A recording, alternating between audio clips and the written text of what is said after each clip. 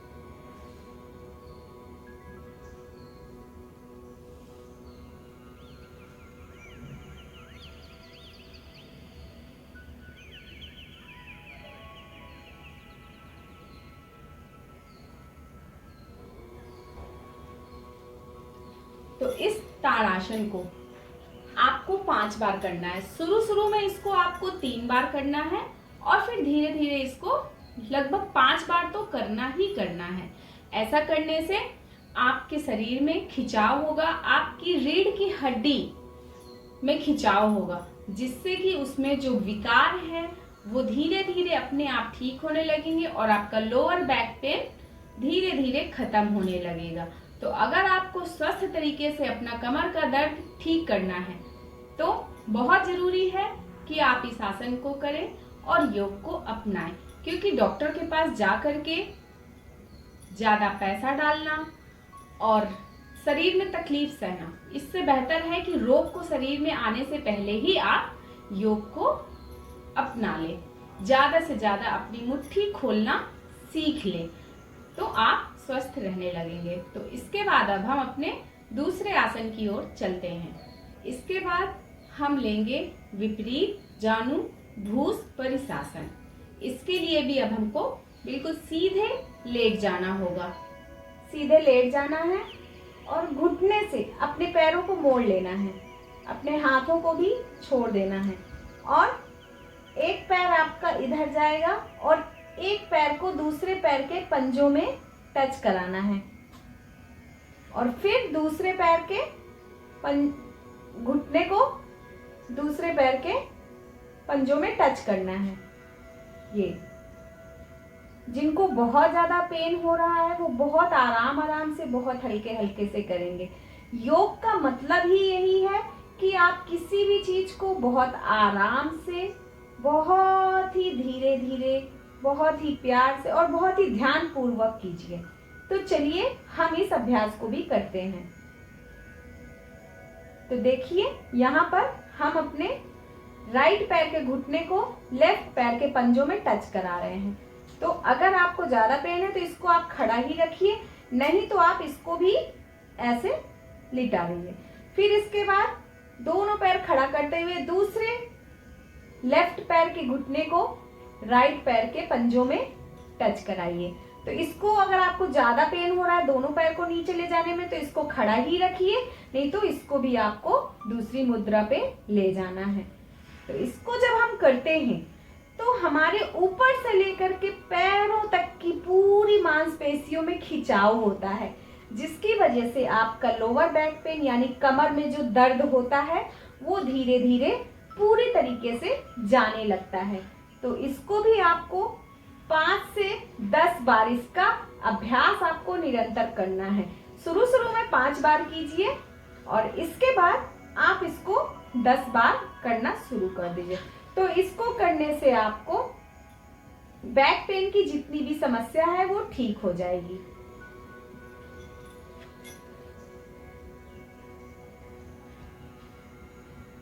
और इसमें आपको बस ध्यान देना है कि जब आपके पैर लेफ्ट साइड आएंगे तो आपको अपनी गर्दन का मूवमेंट राइट साइड रखना है और जब आपके पैर राइट साइड जाएंगे तो आपको अपनी गर्दन का मूवमेंट लेफ्ट साइड करना है। तो यहाँ पर हमारा ये आसन खत्म हो जाता है। अब इसके बाद हम अपना अगला आसन लेते हैं, द्विपाद पवन मुक्त आसन। इसके लिए भी हमको ऐसे ही पीठ के बल लेटे रहना है और अपने पैरों को घुटनों से मोड़ लेना है और ऊपर उठाते हुए हमें इसको यहाँ ऐसे इस स्थिति में ले आना है। इसके बाद आपको अपने हाथों से बंध लगाकर अपने पैरों को ऐसे पकड़ लेना है और अपने सर को उठाते हुए अपने माथे को इन घुटनों में टच करना है। और जब ऊपर जाएंगे आप श्वास एकदम भर लेंगे, लंबी श्वास, और जब नीचे अपना सर वापस लेकर आएंगे तो श्वास को बाहर निकाल देंगे। आपको इन और आउट ब्रीदिंग बहुत अच्छे तरीके से करनी है। तो चलिए हम शुरू करते हैं।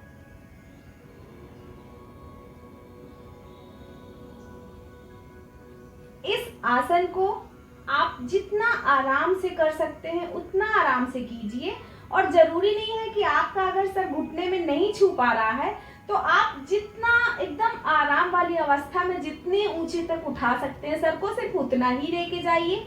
आपको जबरदस्ती करने की कोई जरूरत नहीं है क्योंकि आपको यहाँ बैक पेन है, इसलिए आपको किसी भी आसन में अपने शरीर के साथ जबरदस्ती नहीं करनी है। जितना आराम से आप कर सकते हैं आपको सिर्फ उतना ही आसान से करना है।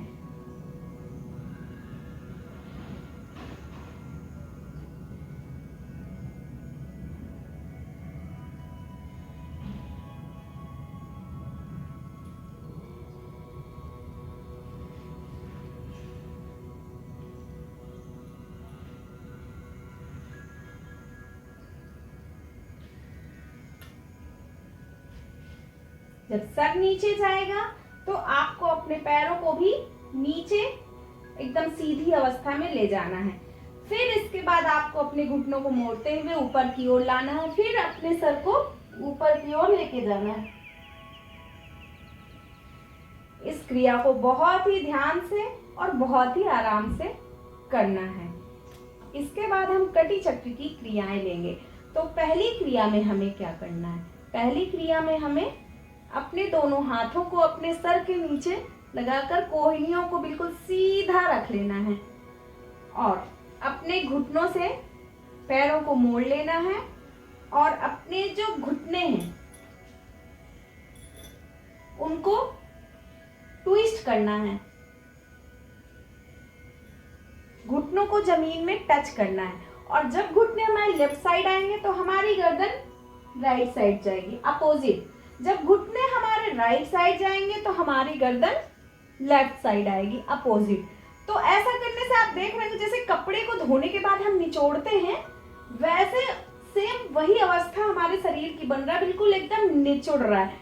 कपड़ों को निचोड़ने से होता क्या है कि हमारे कपड़ों का सारा मैल और गंदगी पानी के साथ निकल जाती है। सेम वही प्रोसेसिंग इस क्रिया में होती है। हमारी जो स्पाइनल में, हमारी आंतों में, हमारी पेट में जितनी गंदगी छिपी पड़ी होती है वो ऐसे ही निकलकर निचुड़कर बाहर निकल जाती है। तो इसलिए हम इस क्रिया को करते हैं। तो चलिए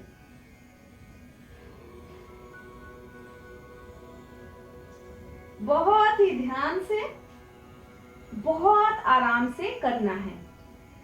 जिनको कमर में, लोअर बैक पेन में बहुत ज्यादा पेन है, वो जितना नीचे अपने घुटनों को ले जा सकते हैं सिर्फ उनको उतना ही ले जाना है।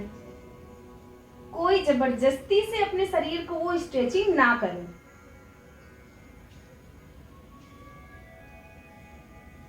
ये क्रिया आपके बैक पेन के लिए बहुत ही अच्छी है। अगर आप इसको रेगुलर करते हैं तो इसका फायदा आपको जरूर मिलेगा। तो देखिए ये हमारी पहली क्रिया हो गई। अब इसके हम नेक्स्ट स्टेप पे चलते हैं। इसका जब हम नेक्स्ट स्टेप करेंगे तो अपने हाथों को हम ऐसे सीधा छोड़ देंगे और अपने दोनों पैरों को ऐसे सीने की तरफ ऊपर उठा लेंगे। अब यहाँ पर हमको सेम वही, जब हम पैरों को नीचे लेफ्ट साइड लाएंगे तो गर्दन हमें राइट साइड लेके जाना है और जब पैरों को हम राइट साइड लाएंगे तो हमें गर्दन को लेफ्ट साइड लेके जाना है। तो चलिए हम इसको शुरू करते हैं। तो इसको हम ऐसे ही पैरों को उठाए उठाए ऐसे लाएंगे और अपनी हथेलियों को टच करेंगे। फिर इसके बाद जब उधर जाएंगे तो अपनी हथेलियों को टच करेंगे। तो इस आसन को बहुत ही ध्यान से आपको करना है। तो चलिए हम शुरू करते हैं।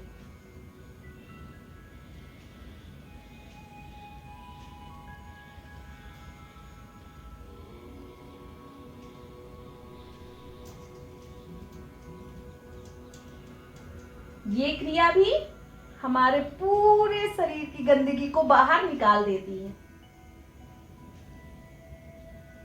इसको भी बहुत ध्यान से और बहुत प्यार से कीजिए। तो देखिए ये स्टेप यहाँ पे कंप्लीट होती है। अब इसके बाद हम सेतु बंधासन करेंगे। सेतु बंधासन, सेतु बंधासन हमारे शरीर के लिए इतना अच्छा आसन है कि जो इसको रेगुलर करता है उसको कभी भी लोअर बैक पेन की, कमर दर्द की समस्या होती ही नहीं है। वो इस समस्या के पास तक जा ही नहीं पाते। तो आपको लोअर बैक पेन हो, उसकी समस्या से आप ग्रसित हो, उससे पहले ही आप इन आसनों को अपना लीजिए और जीवन पर्यंत सुखी रहिए। क्योंकि अगर आपको जीवन मिला है और आपको जीना भी है बहुत अच्छे तरीके से, तो क्यों ना हम योग को अपना करके इस जिंदगी को बहुत खुशहाल तरीके से जिए, बहुत अच्छे तरीके से जिए। क्योंकि जिंदगी अगर मिली है तो हमारा धर्म है हम इस शरीर को बहुत स्वस्थ रखें, अच्छा रखें। तो इसलिए योग के साथ ही हम इसको अच्छा रख सकते हैं।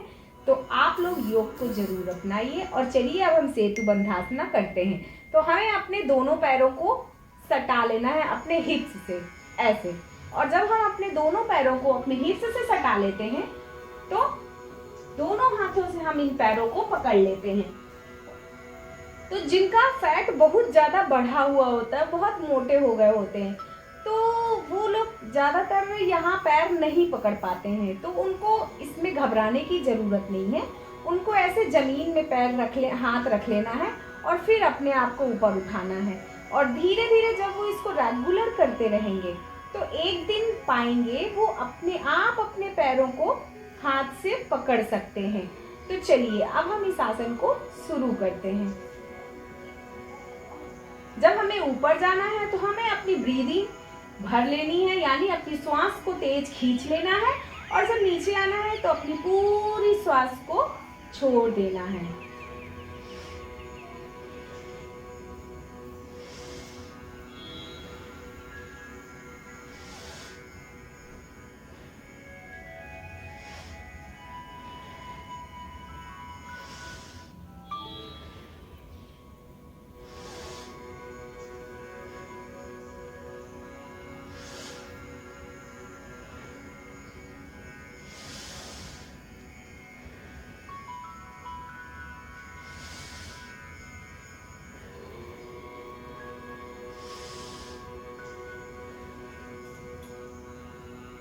तो इसके बाद अब हम ऊर्ध्वमुखी श्वानासन और अधोमुखी श्वानासन करेंगे।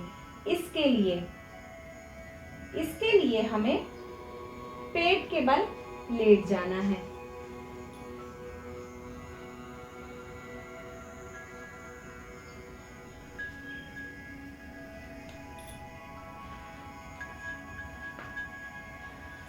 तो ऊर्ध्वमुखी और अधोमुखी श्वानासन, इसका मतलब क्या है? श्वान यानी कुत्ता।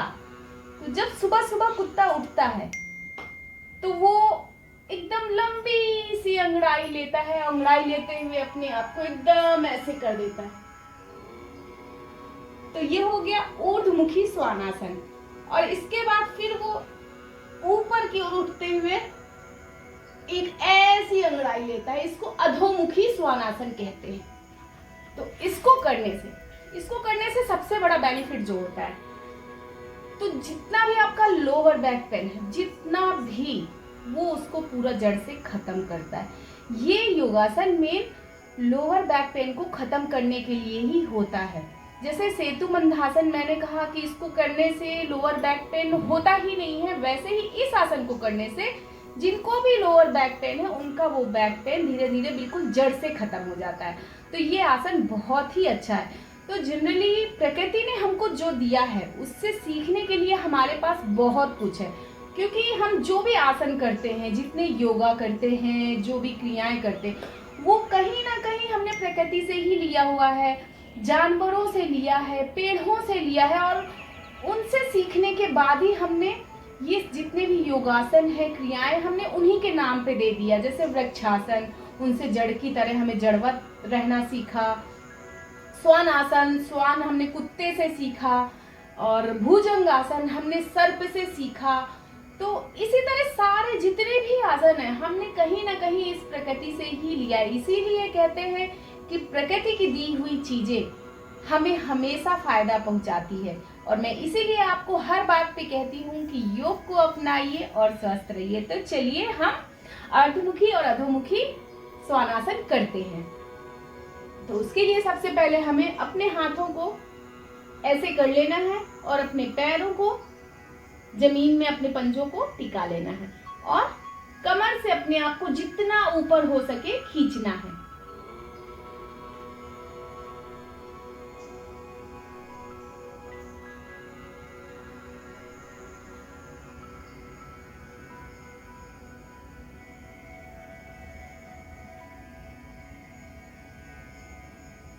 इसके बाद अपनी अवस्था में आ जाना है, और फिर इसके बाद हमें अधोमुखी करना है। जब कुत्ता दूसरे तरीके से अंगड़ाई लेता है तो हमें उस अवस्था में जाना है।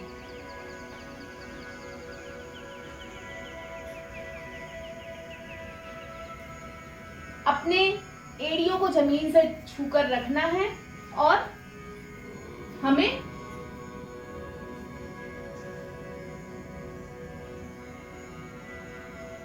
ऐसे अपने आप को स्ट्रेच करना है।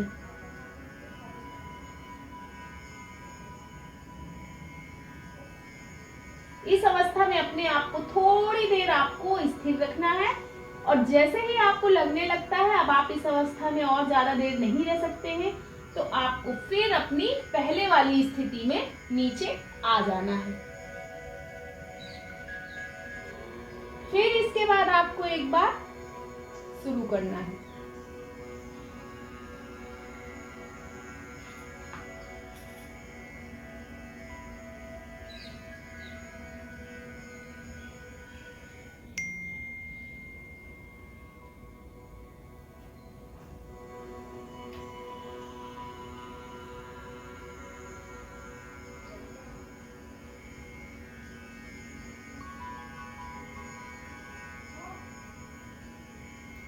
तो ये आसन आपको अपने लोअर बैक पेन से बचने के लिए जरूर अपनाना चाहिए। ये बहुत बेनिफिट देता है।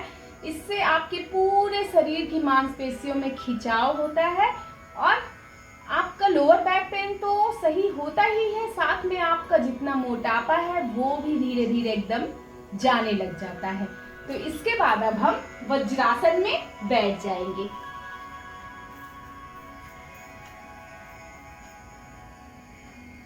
तो जिनको भी कमर दर्द की समस्या होती है, कमर दर्द, पीठ की समस्या होती है, पीठ की कोई भी दर्द, स्लीप डिस्क हो गया, आपका लोअर बैक पेन हो गया, रीढ़ की हड्डियों के विकार हो गए, आपका पेट दर्द को लेकर कोई भी विकार हो गया, उन सबको सही करने के लिए आपका वज्रासन में बैठना बहुत जरूरी है।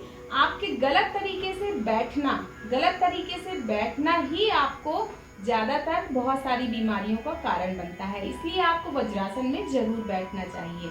तो जिनको भी पीठ का दर्द है, पीठ से जुड़ा हुआ कोई भी दर्द, कैसा भी दर्द जो मैंने अभी नाम लिए, कि चाहे वो लोअर बैक पेन ले लीजिए, चाहे पीठ का दर्द ले लीजिए, चाहे रीढ़ की हड्डियों का दर्द ले लीजिए, चाहे वो स्लीप डिस्क हो, तो ऐसे रोगियों को अपने खान पान का थोड़ा बहुत ध्यान देना चाहिए।